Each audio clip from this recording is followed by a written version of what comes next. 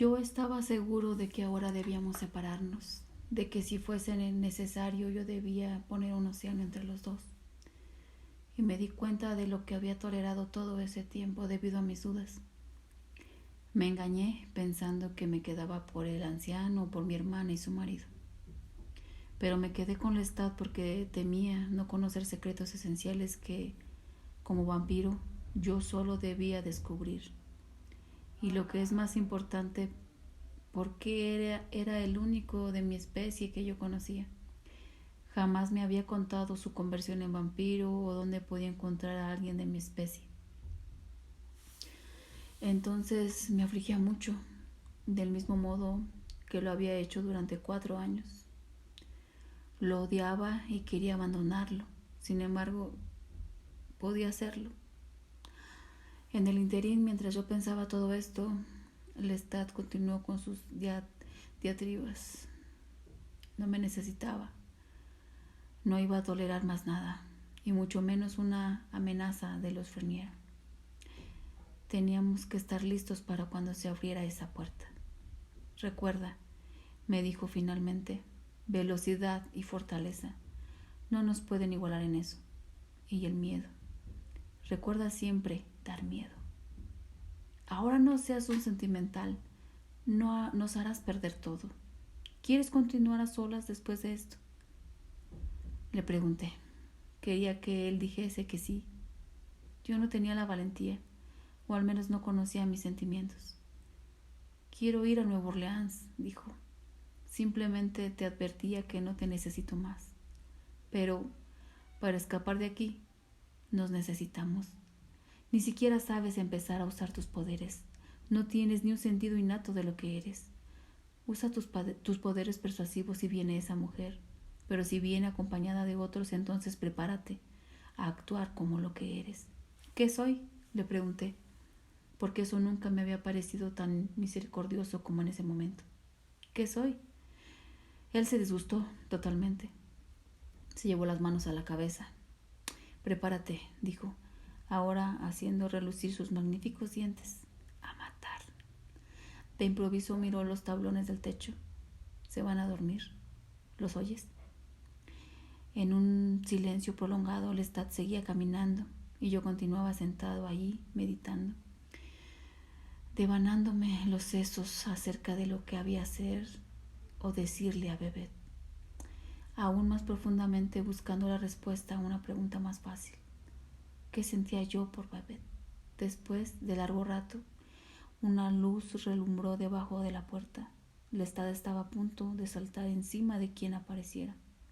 Era Babette, que entró sola, con una lámpara. No vio a Lestat, que se quedó atrás de ella y mirándola fijamente. Jamás la había visto como entonces. Tenía el pelo arreglado para acostarse, y era una masa de ondas oscuras detrás de su camisón blanco, y su cara estaba llena de tensión y terror. Eso le daba una apariencia febril, y sus grandes ojos castaños parecían aún más intensos. Como te he dicho, yo amaba su fortaleza, su honestidad, la grandeza de su alma, y no sentía pasión por ella tal como podrías sentirla tú. Pero la encontré más atractiva que ninguna mujer que conociera en mi vida mortal, incluso en el severo camisón. Sus brazos y sus pechos eran redondos y suaves, y más me pareció un alma fascinante vestida que una carne rica y misteriosa. Yo, que soy duro y preciso y concentrado en un solo propósito, me sentí atraído irresistiblemente por ella, sabiendo que solo culminaría en la muerte. Me alejé al instante preguntándome si cuando mirara a mis ojos ella los encontraba muertos y exánimes. Tú eres quien se acercó anteriormente a mí, dijo ella, como si no hubiera estado segura, y eres el amo de la plantación, ¿o no? ¿Lo eres? Yo sabía cuando ella habló que debía haber oído las historias más generosas sobre la noche anterior. Y cuando ella habló y que no me sería posible convencerla de ninguna mentira. Había utilizado mi aparición sobrenatural en 2 ocasiones para presentarme a ella. Ahora no podía ocultar ese hecho ni restarle importancia. No quiero hacerte daño, le dije. Únicamente necesito un carruaje y unos caballos. Anoche dejé los caballos pastando. Ella no parecía escuchar mis palabras. Se acercó, decidida, a verme en el círculo de su luz, y entonces vi a Lestat detrás de ella. Sus sombras se fundían en una sola sobre la pared de ladrillos. Estaba ansioso y era peligroso. ¿Me proporcionarás el carruaje?, insistí. Ahora me miraba con la lámpara en alto, y cuando quise desviar la mirada, vi que su rostro cambiaba. Quedó inmóvil, en blanco, como si estuviera perdiendo la conciencia. Cerró los ojos y sacudió la cabeza. Se me ocurrió que de alguna manera había producido un trance sin temor o menor esfuerzo de mi parte. ¿Quién eres?, susurró. ¿Vienes del infierno? ¿Venías de parte del demonio cuando llegaste ante mí? El demonio, le contesté. Esto me afligió más de lo que imaginé que podía hacerlo. Si lo creía, entonces creería que mis consejos habían sido malos. Pondría todo en duda otra vez. Su vida era rica y buena, y yo sabía que ella no debía hacer eso. Como toda la gente fuerte, ella sufría en cierta medida de soledad. Era una marginada, una secreta infiel de alguna índole, y el equilibrio en que vivía podía trastocarse si ponía en duda su propia bondad. Me miró con un horror manifiesto. Fue como si, horrorizada, se hubiera olvidado de su propia vulnerabilidad. Y ahora Lestat, que era atraído a la debilidad como un muerto de sed al agua. La cogió de la muñeca y ella gritó y dejó escapar la lámpara. Las llamas se esparcieron sobre el petróleo derramado y Lestat le empujó hacia la puerta abierta. «Consigue el carruaje», le dijo. «Lo consigues ahora mismo, y los caballos también. Estás en peligro mortal. No hables de demonios». Apagué las llamas con los pies y seguí a Lestat gritándole que la dejara. Él la tenía por las muñecas y ella estaba furiosa. «Despertarás a todos en la casa si no te callas», me dijo él. «Y yo la mataré. Consigue el carruaje. Llévanos. Habla con el chico del establo», le dijo, sacándola por la fuerza al aire libre. Nos movimos lentamente por el patio a oscuras. Mi disgusto era casi insoportable. Lestat iba adelante y entre los dos Babette, que avanzaba de espaldas con sus ojos escrutando la oscuridad para vernos. «No os conseguiré nada», dijo ella. Yo cogí a Lestat del brazo y le dije que me dejara hacer las cosas a mí. «Ella revelará nuestra identidad a todo el mundo a menos que me dejes hablar con ella», le susurré. «Entonces domínate», dijo él disgustado. «Sé fuerte y no enternezcas. Sigue adelante mientras hablo con ella. Vete a los establos y consigue el carruaje y los caballos, pero no mates a nadie».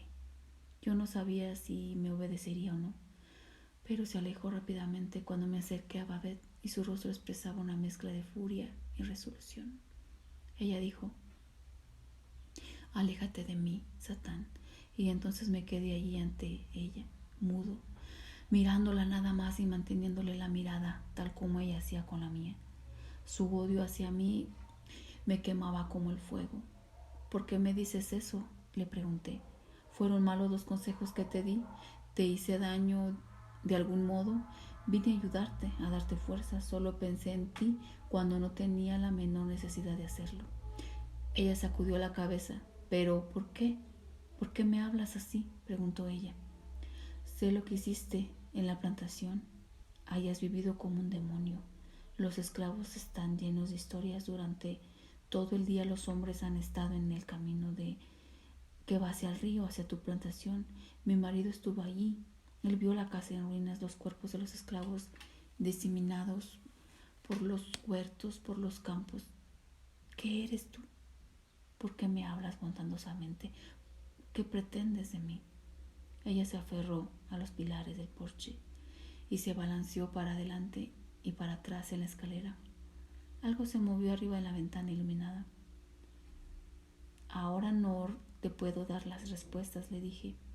Créeme cuando te digo que vine con la única intención de hacer el bien y que anoche no te habría traído preocupaciones ni problemas de haberlo podido evitar. El vampiro se detuvo. El muchacho quedó con el cuerpo hacia adelante y los ojos muy abiertos. El vampiro estaba helado, con la mirada en blanco, hundido en sus propios pensamientos, en sus recuerdos, y súbitamente el joven bajó la mirada, como si fuera el acto respetuoso que le correspondía hacer. Volvió a mirar al vampiro y luego desvió sus ojos, con el rostro tan compungido como el del vampiro, y entonces empezó a decir algo, pero se detuvo. El vampiro lo miró y estudió de modo que el chico se ruborizó y volvió a desviar la mirada ansiosamente. Pero levantó sus ojos y miró entonces los del vampiro. Tragó saliva, pero le sostuvo la mirada. ¿Es esto lo que quieres?, susurró el vampiro. ¿Es esto lo que quieres oír? Sin hacer ruido, apartó su silla y caminó hacia la ventana. El muchacho se quedó como de piedra, mirando sus anchos hombros y la larga capa. No me contestas. No te estoy dando lo que quieres, ¿verdad?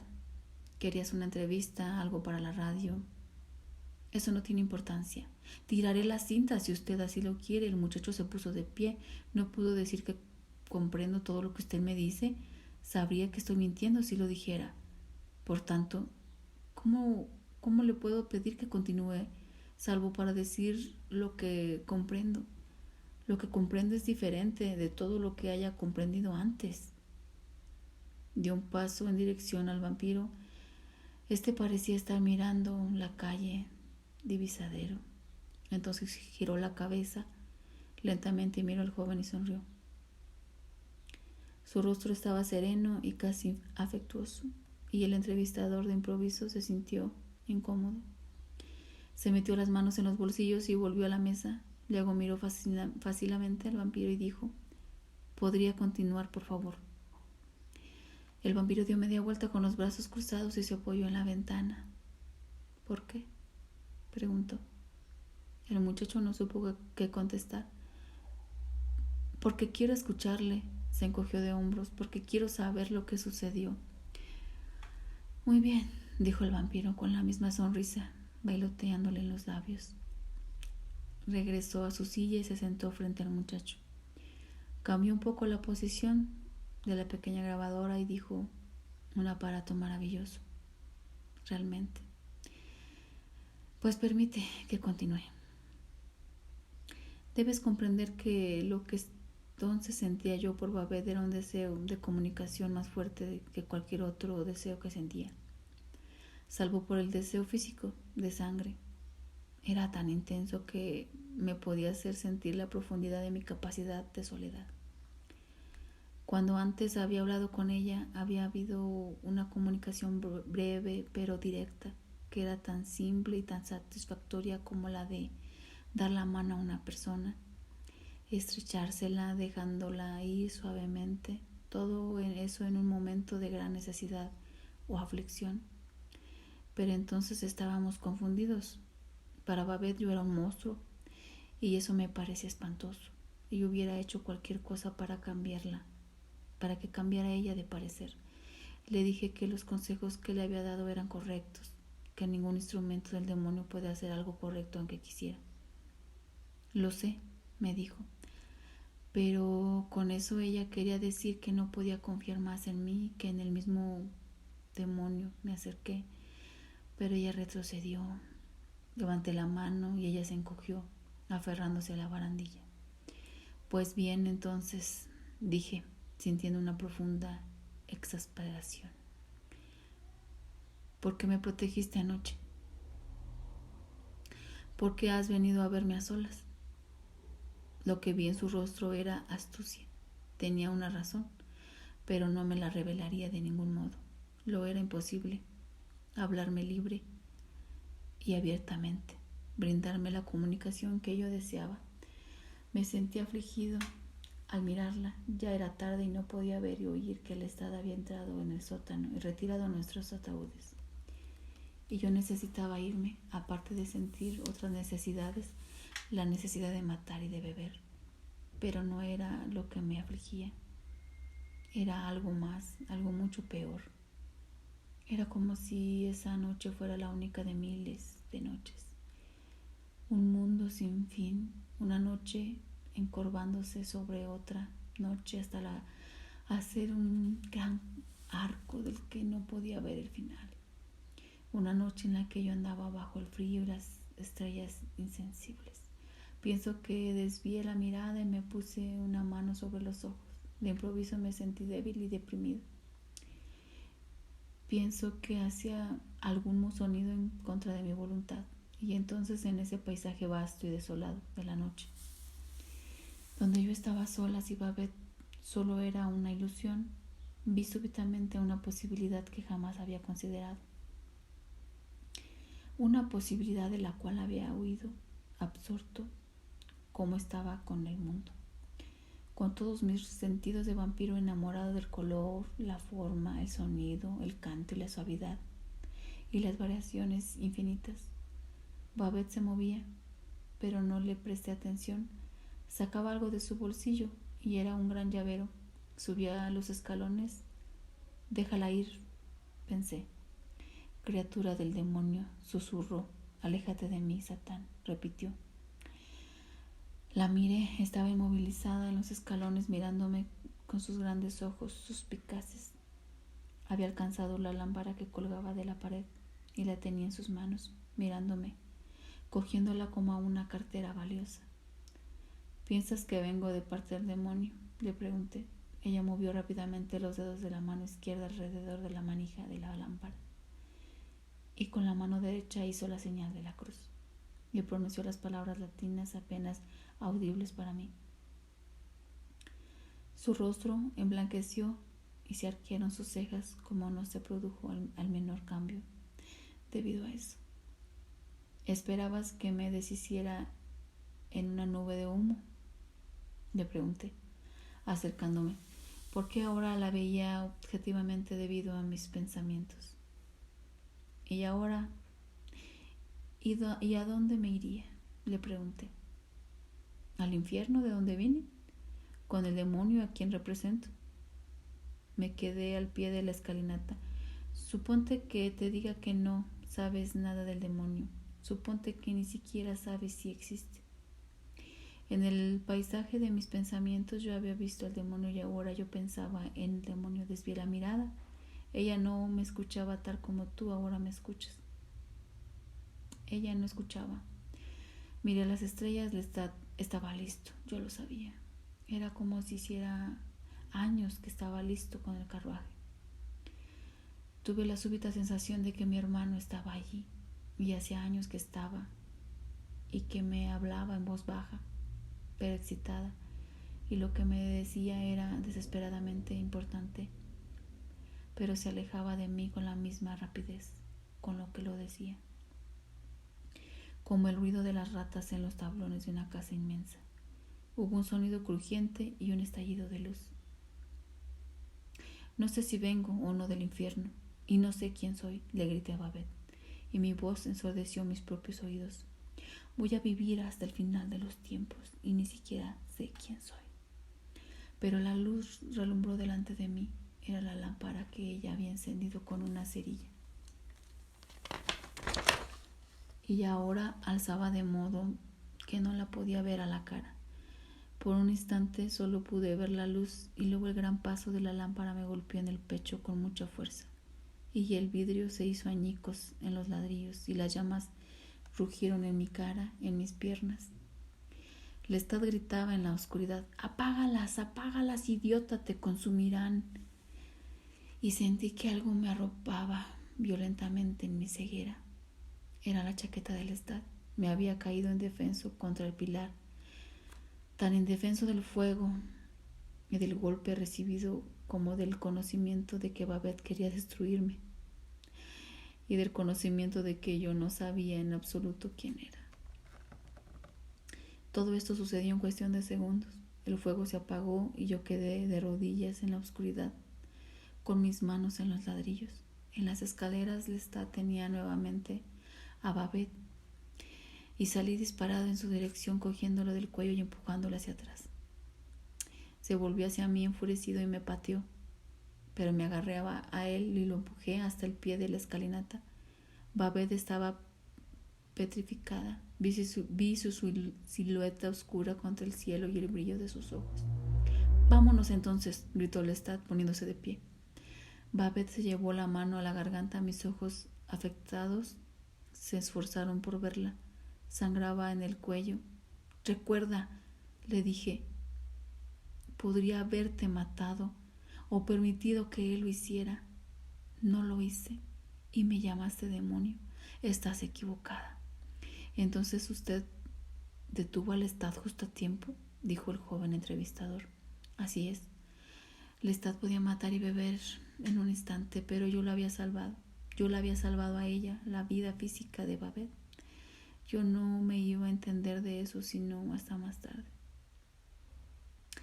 En 1 hora y media estaba contando ahora el vampiro. Lestat y yo estábamos en Nueva Orleans, con nuestros caballos casi muertos de cansancio y el carruaje estacionado en una callejuela a una manzana del nuevo hotel español. Lestat tenía a un anciano aferrado del brazo y le puso $50 en la mano.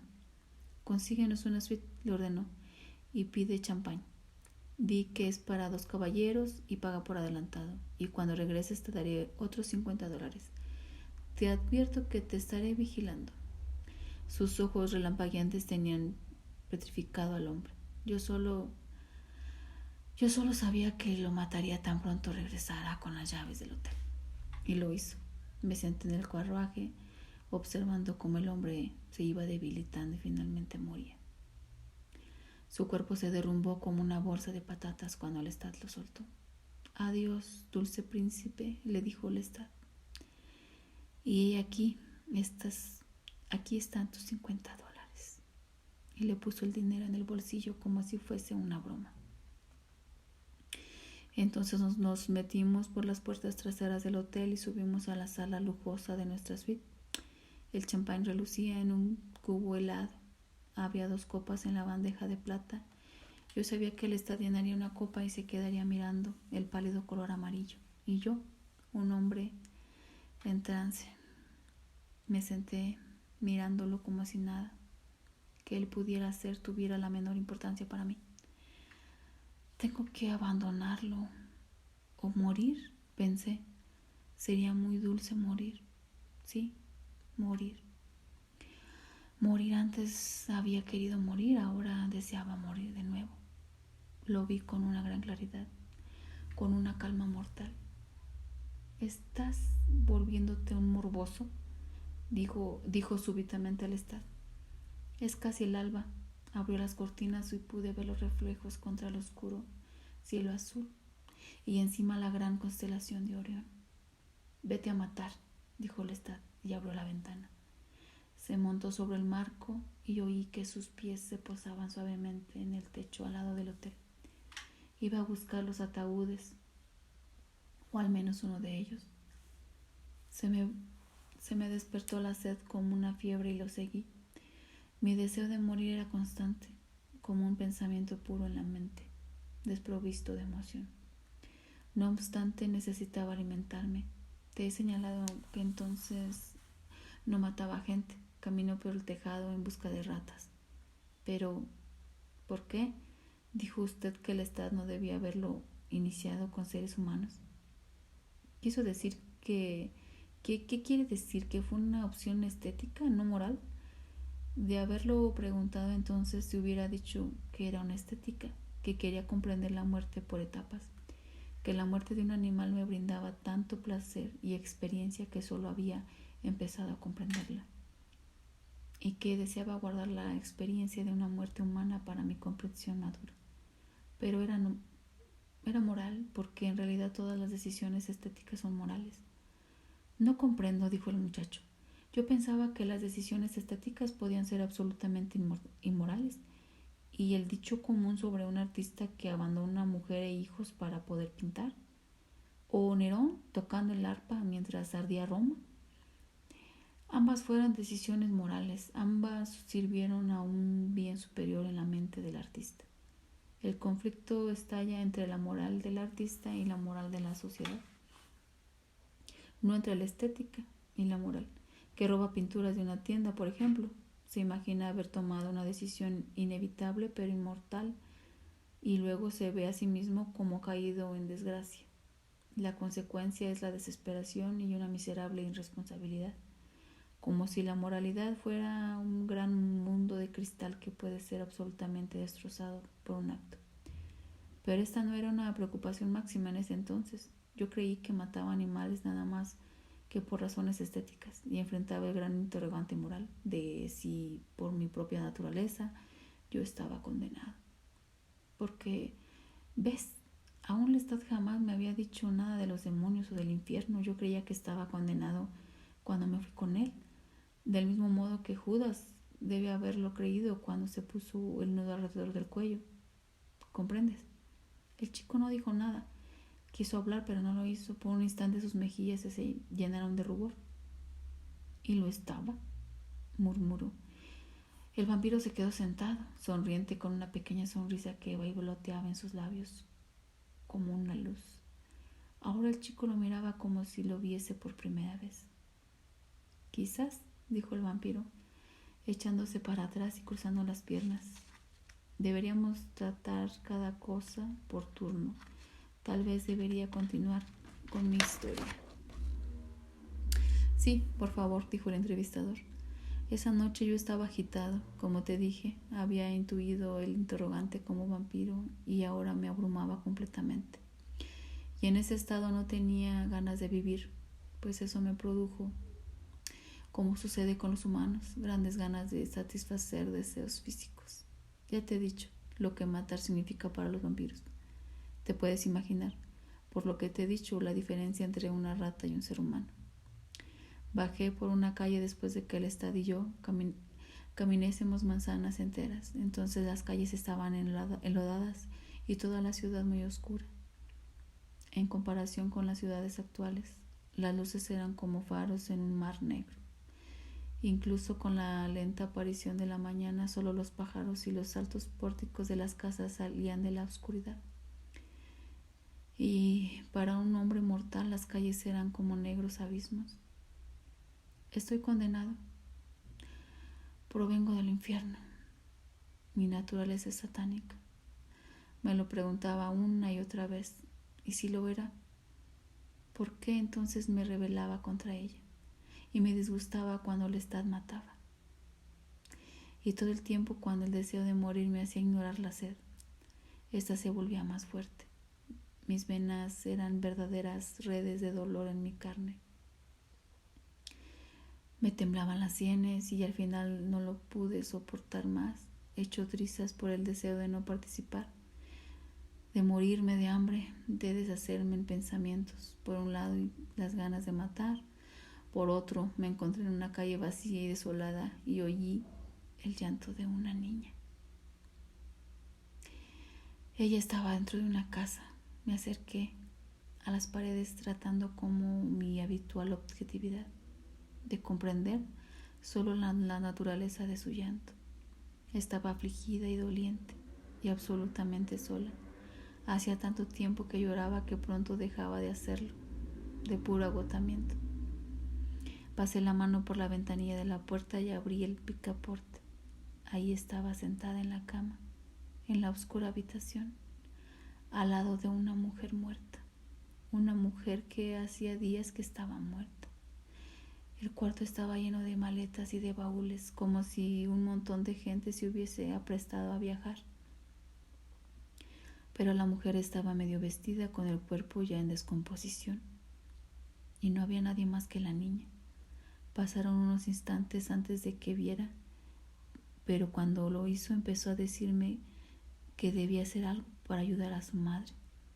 Cuando tenía unos 5 años como máximo, solo tenía unos 5 años, tal vez como máximo, y su cara estaba manchada por las lágrimas y la suciedad. Era muy delgada. Me rogó que la ayudase. Tenía que tomar un barco, dijo, antes de que llegara la plaga. Su padre las esperaba. Empezó a sacudir a su madre y a llorar del modo más patético y desesperado. Y luego me volvió a mirar y se puso a llorar a lagrimones. Ahora debes comprender que yo estaba ardiendo de la necesidad física de beber. No podía haber pasado un día más sin alimentos. Pero había alternativas. Las ratas abundaban en las calles y en algún sitio muy cercano aullaba un perro indefenso. Podría haberme ido de esa habitación y me podría haber alimentado y regresado luego. Pero el interrogante me atenazaba. ¿Estoy condenado? Si es así, ¿por qué sentir lástima por ella? Por su rostro débil, porque deseo tocar sus brazos delgados y pequeños y tenerla en mis rodillas con la cabeza contra mi pecho, mientras le acaricio sus sedosos cabellos. ¿Por qué hago esto? Si estoy maldito, debo matarla. Solo tendría que desear transformarla en comida para una existencia maldita. ¿Por qué? Al estar condenado, debo odiarla. Y cuando pensé esto, vi el rostro de Babette contorsionado con el odio en el momento de tomar la lámpara y encenderla, y vi al Lestat en mi mente y lo odié. Y sí, me sentí condenado, y eso es un infierno. En ese instante me agaché y me eché sobre el cuello suave y pequeño, y al oír su débil grito susurré, aun cuando ya tenía la sangre en mis labios: es solo un momento y ya no habrá más dolor. Ella estaba aferrada a mí y pronto no pude decir nada. Durante 4 años no había saboreado la sangre humana. Durante 4 años no la había realmente conocido. Y entonces oí el latido de su corazón con ese ritmo terrible. ¿Y qué corazón? No el corazón de un hombre o el de un animal, sino el corazón de una niña que latía cada vez más fuerte, negándose a morir, repicando primero como una débil llamada a la puerta, llorando: no moriré, no moriré, no puedo morir, no puedo morir. Creo que me puse de pie, aún aferrado a ella, con el corazón empujando a mi corazón. Más rápido y sin esperanza de cesar, con la rica sangre manando demasiado rápido para mí y la habitación girando. Y entonces pesé. Asimismo me quedé mirando por encima de su cabeza agachada y su boca abierta, el rostro mortecino de su madre, y a través de sus párpados semicerrados sus ojos brillaron como si estuviera viva. Aparte de mí, a la niña estaba como una muñeca desarticulada, y al tratar de escapar de la madre vi que una figura familiar llenaba la ventana. Era Lestat, que se movía riéndose, con su cuerpo agachado como bailando en la calle enlodada. Lois, Lois, Lois, me dijo burlón, y señalándome con un largo y flaco dedo, como si me hubiera pescado en el acto. Y pasó por el marco de la ventana, me empujó a un lado y sacó de la cama el cuerpo hediondo de la madre y simuló bailar con ella. Dios santo, dijo el muchacho. Sí, yo podría haber dicho lo mismo, dijo el vampiro. Tropezó con la niña cuando empujaba a la madre, dando grandes vueltas y cantando y bailando. El pelo de la madre caía sobre su cara y su cabeza cayó hacia atrás y un líquido negro le salió de la boca. Él la tiró al suelo y yo salí por la ventana y corrí por la calle. Él corrió tras de mí. ¿Tienes miedo, Lois?, gritó. ¿Tienes miedo, Lois? La niña está viva, Lois. La dejaste respirando. ¿Regresó y la transformó en una vampira? ¿Podrías usarla? Lois, piensa en todos los vestidos bonitos que le podríamos comprar. Espera, Lois, espera. Y entonces corrió detrás de mí hasta el hotel, por los tejados donde yo esperaba perderlo de vista. Hasta que entré por la ventana de nuestra sala y enfurecido la cerré de un golpe. Él la golpeó. Tenía los brazos abiertos como un pájaro que quiere traspasar los cristales, y golpeó el marco. Yo estaba totalmente fuera de mí. Caminé alrededor de la habitación buscando alguna manera de liquidarlo. Me imaginé su cuerpo consumido por el fuego en el tejado. Había perdido por completo la razón, de modo que era una furia destructora. Y cuando traspasó el cristal roto, luchamos como jamás lo habíamos hecho. Fue el infierno el que me detuvo. La idea del infierno, la idea de ser dos almas en el infierno, dos almas que se aferraban en el odio. Perdí mi confianza, mi propósito, mi ímpetu. Caí al suelo y él quedó de pie encima de mí, con los ojos fríos, aunque tenía el pecho agitado. Eres un imbécil, Lois, dijo. Su voz era tan serena que volvió a la realidad. Estaba saliendo el sol, agregó con el pecho levemente agitado por la pelea y los ojos entornados cuando miró por la ventana. Nunca lo había visto así. Puso la pelea, le había hecho salir su mejor parte a la superficie. Métete en tu ataúd, me dijo, sin la menor señal de enfado. Pero mañana por la noche hablaremos. Bien, yo quedé más que levemente sorprendido.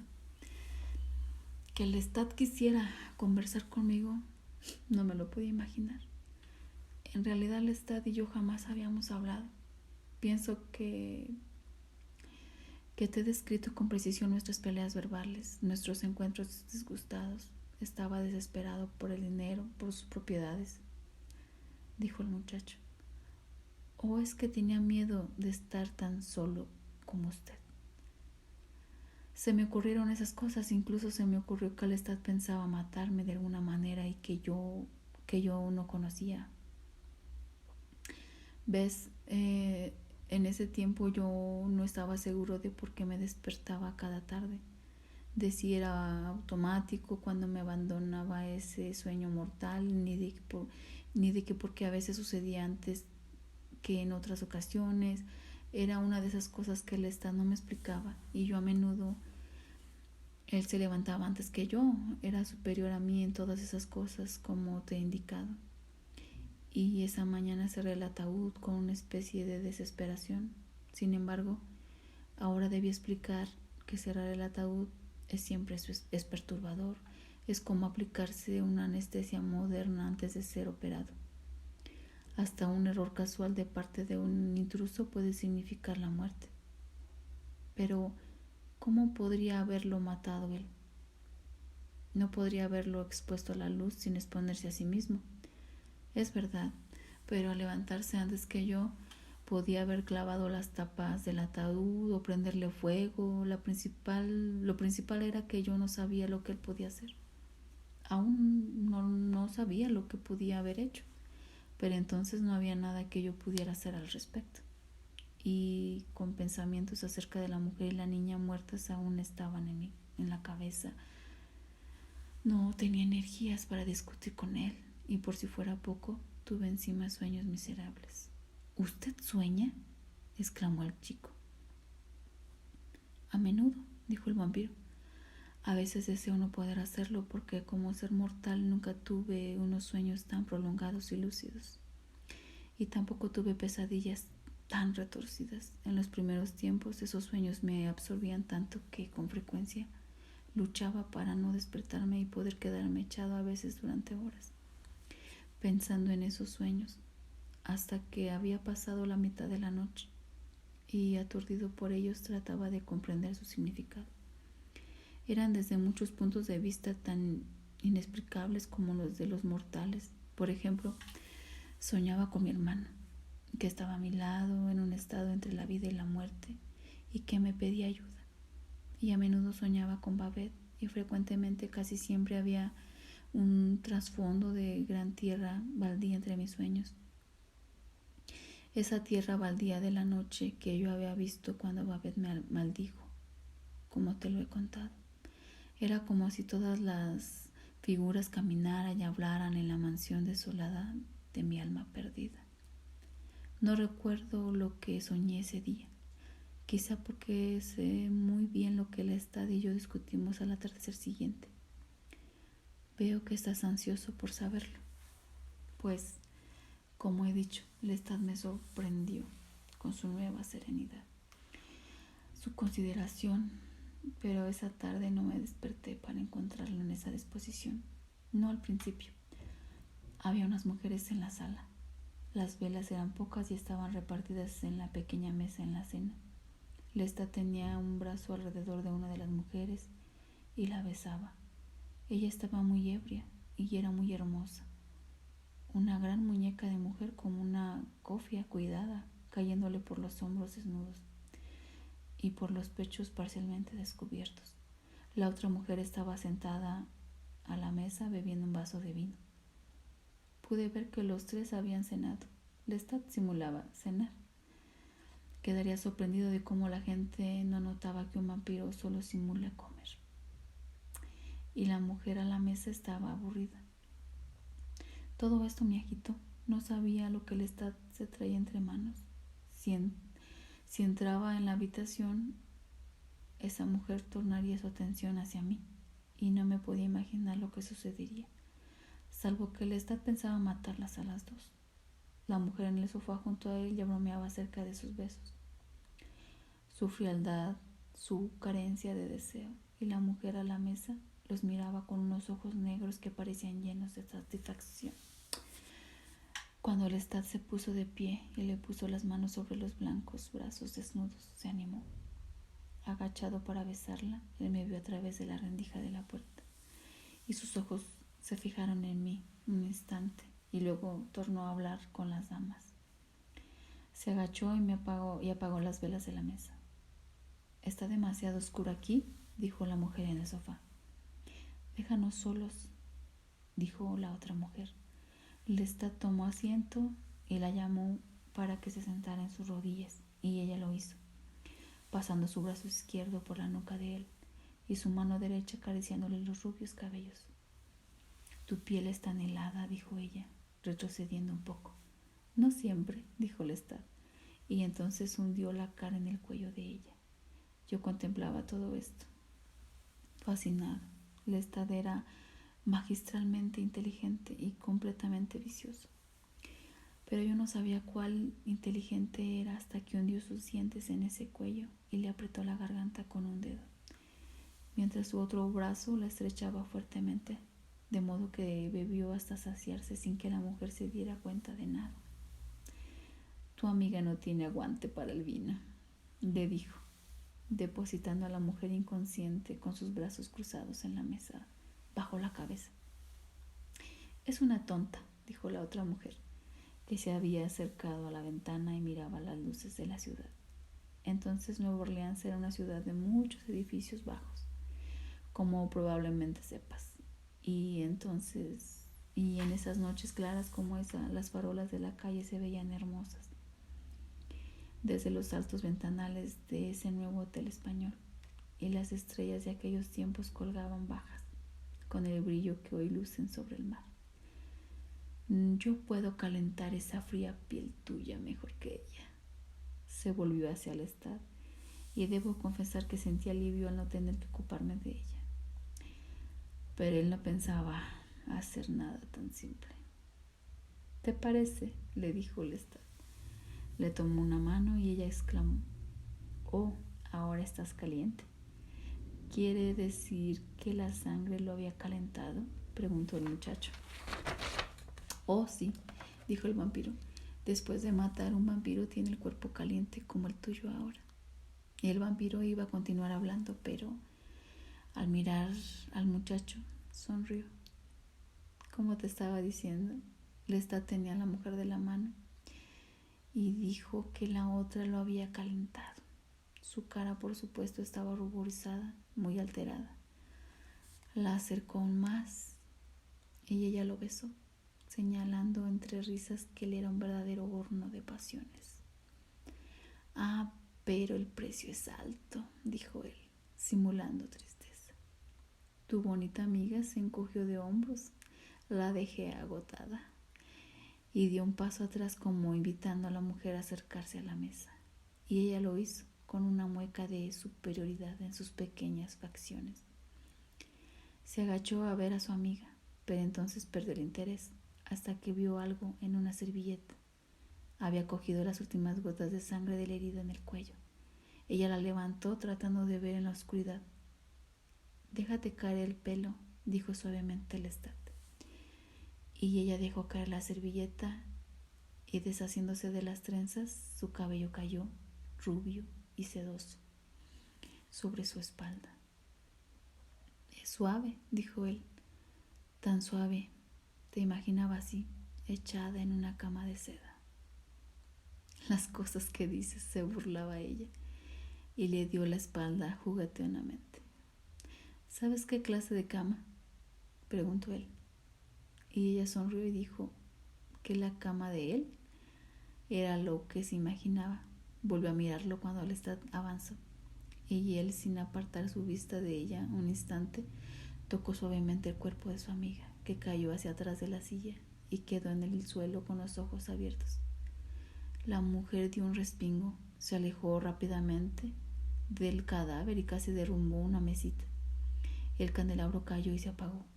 «Apaga la luz y vuelve a apagar la luz», dijo en voz baja, y luego la abrazó como un insecto rabioso y le hundió los dientes en la garganta.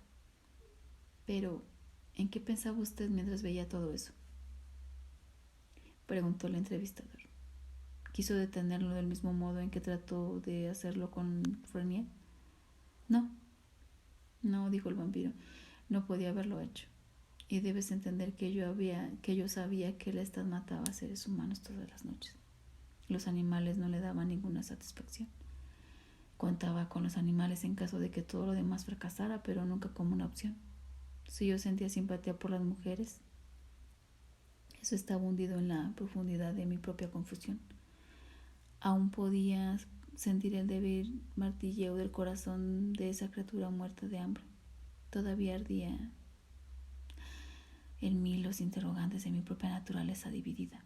Me repelía el hecho de que el Estado hubiese preparado ese espectáculo para mi beneficio, esperando a que yo me despertara para matar a las mujeres. Y me volvió a preguntar si podría deshacerme de él, y odié mi propia debilidad más que nunca. En el ínterin, él puso sus hermosos cuerpos sobre la mesa y paseó por el cuarto, encendiéndole las velas de los candelabros hasta que la iluminación pareció la adecuada para una boda. «Entra, Lois», dijo. «Me hubiera gustado que tuvieras una pareja, pero sé cuán especial eres para elegir las propias. Pobres Frenier, que arrojan lámparas, hacen que una fiesta no sea muy cómoda. ¿No te parece? En especial en un hotel». Sentó la muchacha rubia de modo que su cabeza reposó en el respaldo de damasco de la silla, y la mujer morena quedó con la cabeza sobre los pechos. Había palidecido y sus facciones ya tenían un aspecto rígido, como si fuera una de esas mujeres a las que el fuego de su personalidad las hace hermosas. Pero la otra solo parecía dormitar y no tenía la seguridad de que estuviera muerta. Lestat le había abierto 2 heridas, una en la garganta y otra arriba de su pecho izquierdo, y ambas manaban sangre. Lestat le detuvo una muñeca y, cortándola con un cuchillo, llenó 2 copas y me rogó que me sentara. «Te voy a dejar», le dije de inmediato. «Quiero decírtelo ahora mismo. Ya lo pensé», dijo apoyándose en el respaldo. «Y pensé que me harías un anuncio florido. Dime lo monstruoso que soy, lo vulgar y miserable. No emitiré juicio sobre ti. No me interesas. Ahora me interesa mi propia naturaleza y he llegado a creer que ya no puedo confiar en que tú me digas la verdad sobre ella. Tú utilizas el conocimiento para tu poder personal», le dije, «y supongo que al igual que la gente que hace un anuncio semejante no esperaba que me diera una respuesta honesta. No lo esperaba de ningún modo. Esencialmente yo estaba escuchando mis propias palabras. Pero entonces vi que su rostro era el mismo con que me había dicho que hablaríamos. Me estaba escuchando. De pronto Me encontré sin argumentos. Sentí con más dolor que nunca el abismo que existía entre los dos. ¿Por qué te convertiste en un vampiro?, le pregunté. ¿Y qué vampiro eres? ¿Vengativo y que goza con tomar la vida humana cuando ni la necesita? Esta chica, ¿por qué la mataste cuando con una sola ya era suficiente? ¿Y por qué la asustaste antes de matarla? ¿Y por qué la has tirado en esa postura grotesca, como si tentaras a los dioses para que te fulminaran por tu blasfemia? Todo esto lo oyó sin pronunciar una palabra, y en la pausa siguiente me volví a sentir en desventaja. Era como si él vislumbrase la insinceridad, el despecho de todo ello. Simplemente se quedó sentado, mirándome con la misma expresión impávida. Entonces yo declaré: sé que después de dejarte trataré de averiguarlo todo. Viajaré por todo el mundo si es que tengo que hacerlo, para encontrar a otros vampiros. Sé que deben existir. No conozco ninguna razón para que no existan en grandes cantidades. Y estoy seguro de que encontraré vampiros con quienes tendré más en común que contigo. Vampiros que entiendan el conocimiento como yo y que hayan usado su superior naturaleza de vampiros para aprender secretos que tú ni siquiera podrías imaginarte. Si tú no me lo dices todo, entonces yo mismo lo averiguaré y me lo dirán ellos donde quiera que los encuentre. Él sacudió la cabeza. Lois, dijo, tú estás enamorado de tu naturaleza humana.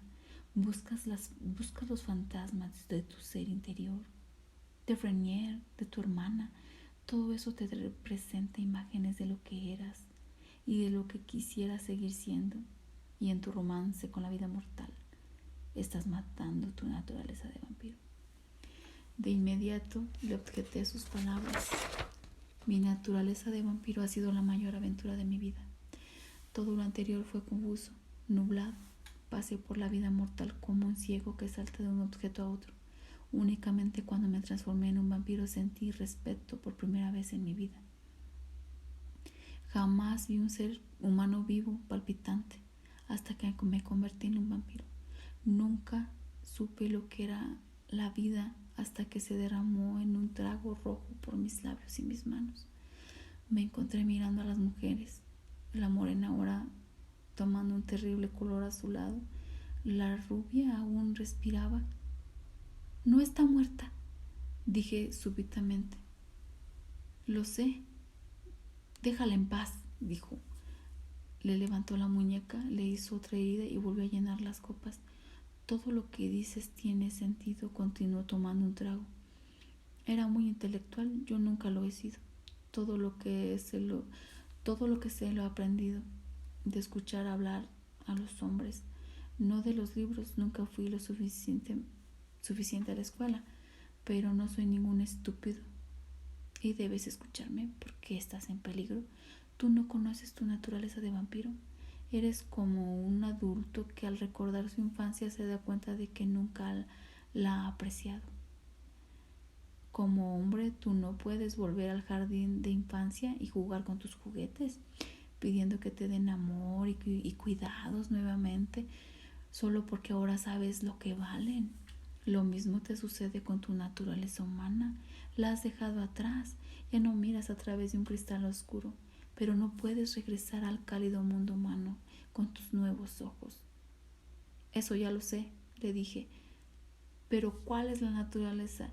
Si puedo vivir de la sangre de los animales, ¿por qué no vivir de ella sin pasar por el mundo llevando la miseria y la muerte a los seres humanos? ¿Te hace feliz?, me preguntó él. Andas por la noche alimentándote de ratas como un miserable y luego miras por la ventana de los Babet, lleno de cuidado y, no obstante, indefenso, como la diosa que fue por la noche a espiar a Endymion durmiendo y no lo pudo poseer. Y suponte que pudieras tener en tus brazos y ella te mirara sin horror y sin disgusto. Entonces, ¿qué? Unos pocos años que podrán ser verla sufrir todas las miserias de la mortalidad y luego morir ante tus ojos. Eso te hace feliz. Es una locura, Luis, es en vano. Lo que realmente tienes por delante es una naturaleza de vampiro, lo que significa matar, porque te garantizo que si esta noche caminas por las calles y atacas a una mujer tan rica y hermosa como Babette y le chupas la sangre hasta que se derrumbe entre tus pies, ya no tendrás más ganas de ver el perfil de Babette al lado del candelabro, ni de escuchar por la ventana el sonido de su voz. Estarás satisfecho. Luis, ¿cómo se supone que debes aceptarlo? Con toda la vida que puedes tener por delante, y cuando se vaya tendrás hambre de lo mismo, y lo mismo y lo mismo por siempre. El rojo de esta copa será igual de rojo, las rosas del empapelado de la pared estarán dibujadas tan delicadamente como ahora, y verás la luna del mismo modo, y lo mismo el chisporroteo de una vela, y por esa misma sensibilidad que adoras, verás a la muerte en toda su belleza, a la vida tal como solo se conoce en el mismo punto de la muerte. No lo comprendes, Lois. Tú único entre todas las criaturas, puedes contemplar a la muerte con esa impunidad. Tú, únicamente, bajo la luna, puedes golpear la mano de Dios. Se echó para atrás y vació su copa, y sus ojos pasaron por la mujer inconsciente. Sus pechos palpitaban y movió las cejas como si estuviera por recuperar el conocimiento. Un gemido escapó de sus labios. Él nunca me había hablado así, y yo pensaba que no sería capaz de hacerlo ahora. Los vampiros somos unos asesinos, dijo, depredadores, cuyos ojos que todo lo ven deben procurarles la debilidad, la capacidad de contemplar la vida en su totalidad, no con una pena lastimera, sino con la excitante satisfacción de estar al final de esta vida, de participar en el plan divino. Así es como tú lo ves, le protesté. La muchacha volvió a gemir. Tenía el rostro muy blanco. Rodó su cabeza contra el respaldo de la silla. Así es como es, me contestó. Tú hablas de encontrar a otros vampiros. Los vampiros son asesinos.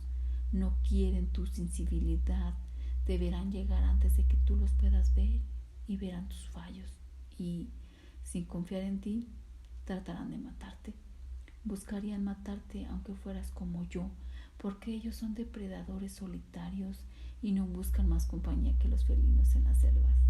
Son celosos de sus secretos y de su territorio, y si encuentras a uno o dos viviendo juntos, solo será por seguridad, y uno será el esclavo del otro, del modo en que tú lo eres el mío. No soy tu esclavo, le dije, pero incluso cuando hablaba me di cuenta de que así había sido. Así es como aumentan los vampiros, por medio de la esclavitud. ¿De qué otra manera si no? Preguntó. Volvió a coger la muñeca de la chica y ella gritó cuando el cuchillo la cortó. Abrió lentamente sus ojos mientras se llenaba una copa. Hizo un guiño y trató de mantenerlos abiertos. Era como si un velo le cubriera sus ojos. ¿Estás cansada, verdad?, le preguntó él. Ella lo miró como si en realidad no pudiera verlo. Cansada, insistió él, acercándose y mirándola a los ojos. ¿Quieres dormir? Sí, murmuró ella, y él la levantó y la llevó al dormitorio. Nuestros ataúdes estaban sobre la alfombra y contra la pared había una cama con una manta de terciopelo. Lestat no la depositó en la cama, la bajó lentamente hasta su ataúd. ¿Qué estás haciendo?, le pregunté. Cuando llegué a la puerta, la chica miraba alrededor como una niña aterrorizada. No, gemía, y entonces cuando él cerró la tapa, pegó de un grito. Continuó gritando y gritando dentro del ataúd. ¿Por qué haces eso, Lestat?, le pregunté. Me gusta hacerlo, dijo. Disfruto. No digo que a ti te tenga que gustar. Cuida tus gustos de esteta y diamante, de cosas superiores. Mátalos velozmente si quieres, pero hazlo. Aprende que eres un asesino. Ay, levantó las manos disgustado. La chica había dejado de gritar. Él puso una pequeña silla de patas curvas al lado del ataúd y cruzando las piernas contempló la tapa del cajón. El suyo era un ataúd barnizado de negro, no un simple cajón rectangular como los de ahora, sino con manijas en ambas puntas y más ancho, donde el cuerpo iba con las manos cruzadas sobre el pecho. Sugería la forma humana. Lo abrió y la chica se sentó atónita, con los ojos fuera de las órbitas y sus labios azules temblorosos. Acuéstate, amor, y la empujó. Ella quedó echada al borde de la histeria y se movió desesperada en el ataúd como un pez, como si su cuerpo pudiera escaparse de los costados por el fondo. Es un ataúd, gritaba. Déjame salir. Pero con el tiempo todos debemos acabar en ataúdes, le dijo él. Quédate quieta, amor, ese es tu ataúd. La mayoría de nosotros jamás llegamos a saber cómo es, y tú lo sabes. Yo no podía saber si la chica lo escuchaba o si estaba perdiendo la razón. Pero ella me vio en la puerta y se quedó quieta y miró a Lestat y luego a mí. Ayúdame, me dijo. Lestat me miró. Esperaba que sintieras estas cosas instintivamente como yo, dijo. Cuando te entregué tu primera víctima pensé que tendrías ganas de una segunda y luego de más, que irías tras las vidas humanas como detrás de una copa llena del mismo modo que yo, pero no lo hiciste, y supongo que todo este tiempo no te corregí porque débil me convencías más. Te observaba acechando en la noche, mirando caer la lluvia. Fácil de manejar, pues eras un débil, Lois. Eres un blanco fácil, tanto para los vampiros como para los seres humanos. Lo que sucedió con Babette nos hizo peligrar a los dos. Es como si quisieras que nos destruyesen. No puedo soportar lo que estás diciendo, le dije, dándole la espalda. Los ojos de la muchacha se me clavaban en la carne. Ella seguía echada mirándome todo el tiempo mientras hablábamos. ¿Tú no puedes soportarlo?, dijo él. Anoche te vi con esa niña. Tú eres un vampiro igual que yo. Se puso de pie y se encaminó hacia mí, pero la chica se levantó y él se dio vuelta para empujarla nuevamente. ¿Piensas que tendríamos que convertirla en vampiro? ¿Compartir nuestras vidas con ella?, preguntó. Al instante contesté, no. ¿Por qué?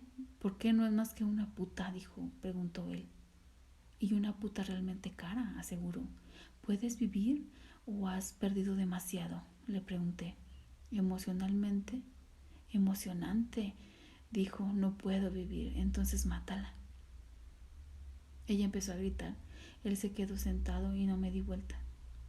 Lestat sonreía y la muchacha apoyaba la cabeza contra la seda del ataúd. Comenzó a llorar.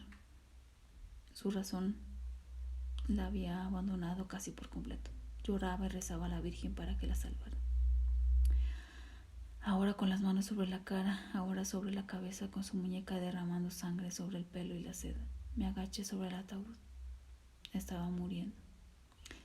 Era verdad, sus ojos le ardían, pero la piel de alrededor ya estaba azulada. De pronto sonrió. No me dejarás morir, ¿verdad?, me susurraba. ¿Me salvarás? Lestat extendió una mano y la cogió de la muñeca. Es demasiado tarde, querida, dijo. Mírate la muñeca, el pecho. Y luego le tocó la herida de la garganta. Ella se llevó las manos a la garganta y quedó atónita, con la boca abierta. Él gritó estrangulado. Miré a Lestat. No podía comprender por qué hacía eso.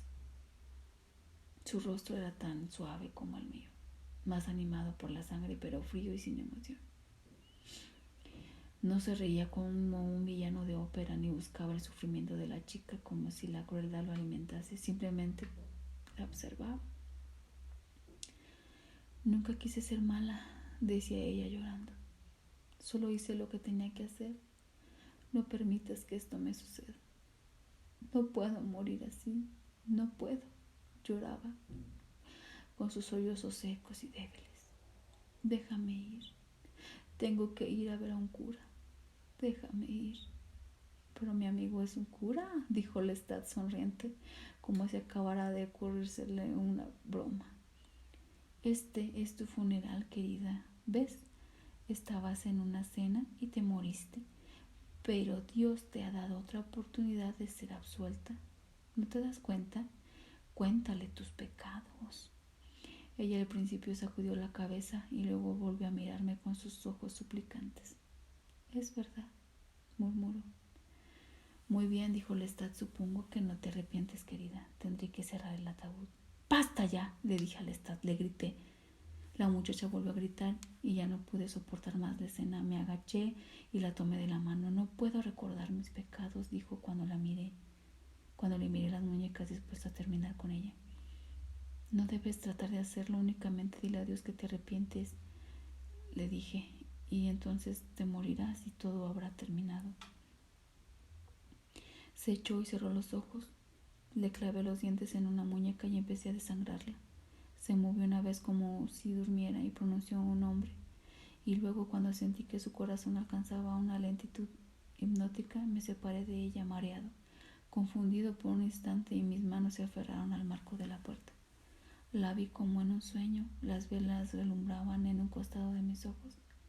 La vi echada absolutamente inmóvil, y Lestat estaba a su lado como un deudo.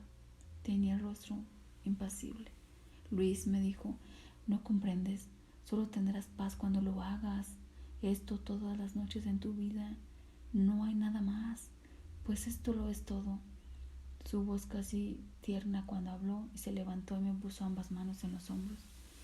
Entré en la sala, incómodo ante su acto y ante su contacto, pero no lo suficiente decidido como para separarme de él.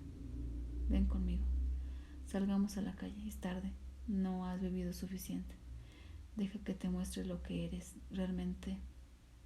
Perdona si hice una chapuza con todo esto.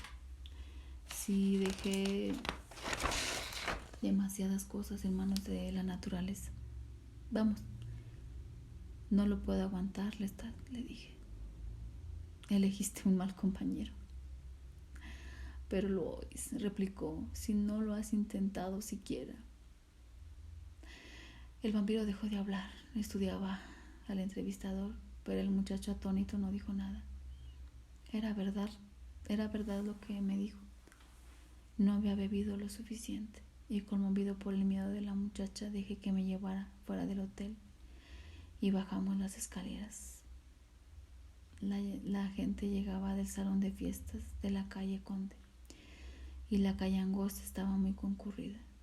Había escenas en los hoteles y las familias de los plantadores estaban alojadas en la ciudad en gran número, y las pasábamos como en una pesadilla. Mi dolor era insoportable. Nunca como ser humano había sentido semejante dolor mortal.